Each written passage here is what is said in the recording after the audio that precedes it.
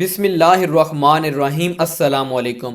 Europe جس sex education اور جس جہنم کے گڑھے کی طرف ہمارے سکولز، کالجز اور یونیورسٹیز کو دھکیل رہا ہے، اس کے بارے میں بھی تھوڑا سا سنو اور پڑھو۔ دوستوں اور پیارے بھائیوں، اگر آپ اس ویڈیو میں آ ہی گئے ہیں تو اس ویڈیو کو شروع سے آخر تک پورا دیکھنا، کیونکہ یہ ویڈیو صرف ہمارے لیے ہی ضروری نہیں بلکہ ہماری پوری نسل کے لیے بہت ہی ضروری ہے۔ پاکستان آج کا دنیا کا پہلا زیادہ پورن یعنی فاحش فلمیں دیکھنے والا ملک بن گیا ہے، جبکہ ساری قوم کا 60% نوجوانوں پر مشتمل ہے۔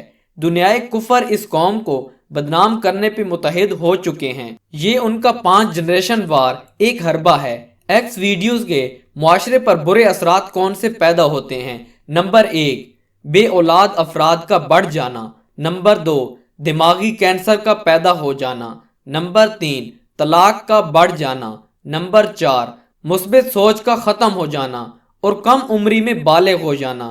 ہم سب سوشل میڈیا کے ذریعے ڈیم بنوا سکتے ہیں، لوڈ ٹیکس ختم کروا سکتے ہیں، زینب کو انصاف دلوا سکتے ہیں، سوشل میڈیا پر پاک فوج کے خلاف دنیائے کفر کی چلنے والی مہم کو بند کروا سکتے ہیں، تمام پورم سائٹس کو پاکستان میں ہمیشہ کے لیے بند کروا سکتے ہیں۔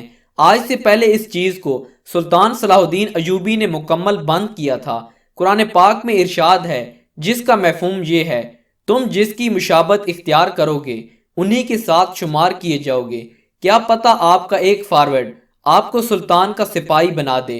ہمارا مقصد تمام پورن سائٹس پر ہمیشہ کے لیے پابندی عائد کرنا ہے۔ دوستوں اور پیارے بھائیوں، ہم لوگ ہر روز 24 گھنٹے موبائل سارا دن استعمال کرتے ہیں۔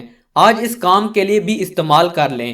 اس میسج کو تب تک فارورڈ کرتے جاؤ جب تک گندی فلمیں مکمل طور پر پاکستان میں بلاک نہ ہو جائیں۔ عمران خان صاحب، ہمارے ملک کو آج سب سے زیادہ اس تبدیلی کی ضرورت ہے۔ سارے نوجوانوں کی طرف سے آپ سے اپیل کی جا رہی ہے کہ تمام گندی ویب سائٹس پاکستان میں بند کروا دیں۔